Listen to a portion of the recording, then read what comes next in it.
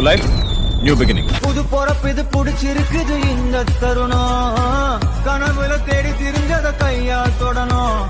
எது நடந்ததோ அதை மறந்து நீ தொடரு பயணம்.